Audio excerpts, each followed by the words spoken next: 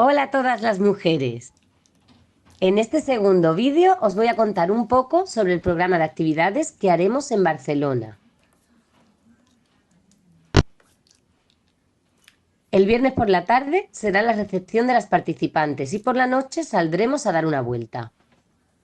El sábado por la mañana recibiremos a las autoridades y posteriormente realizaremos el taller formativo. Por la tarde nos iremos a hacer una visita turística y a pasear por la ciudad. Y de nuevo por la noche saldremos a dar una vuelta.